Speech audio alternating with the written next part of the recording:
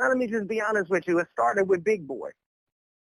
It started with Big Boy by Big Boy asking them and then putting out there that, you know, first they said they were the greatest group that ever existed. That was cool with me. That was cool. That was cool.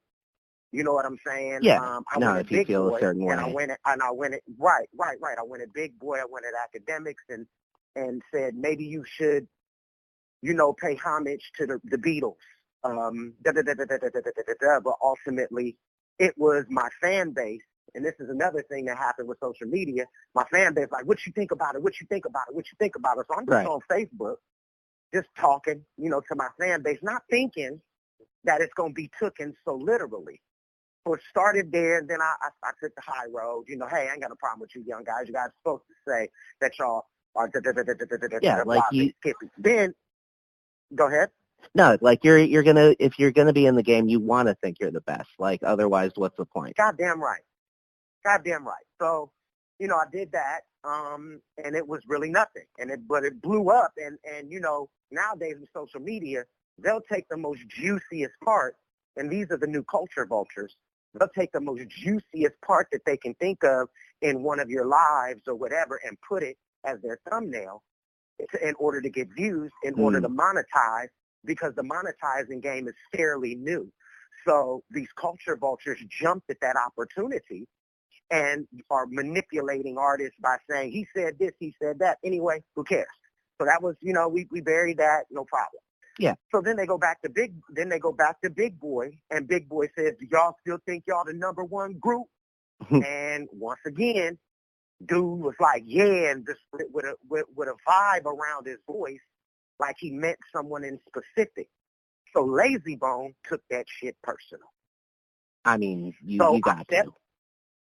I stepped back.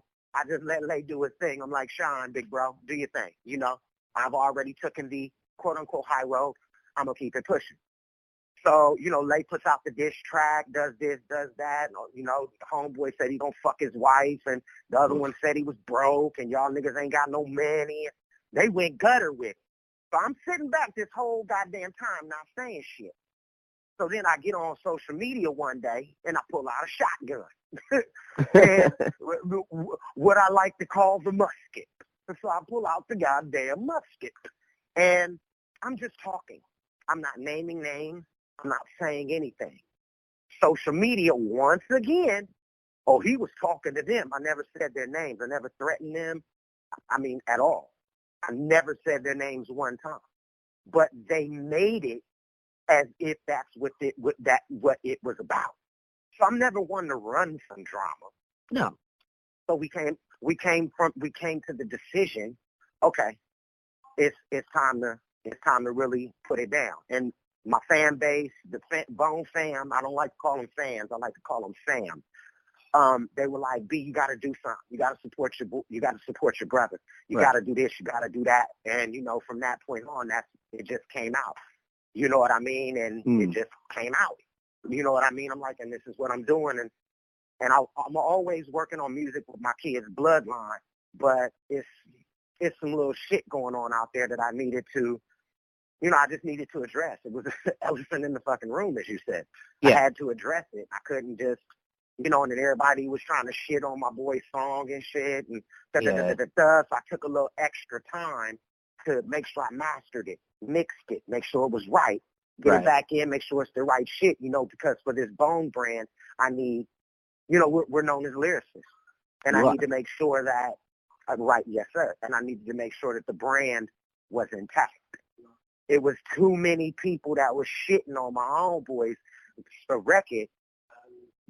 I couldn't leave it like that. It was just like, it just felt like it was unfinished fucking business. So I'm ending it. I'm settling all the debts, and as you can see, it's the Bird Box Challenge at this point. Can't nobody see it. Nobody, never heard of it. He's got too many problems right now. I'm still addressing the elephant in the room. So our brand, Bone Thugs and Harmony, is intact as top lyricists here and now. So that's basically where the decision. That's basically where the decision was. It was a no-brainer at the end of the day. It really, really was.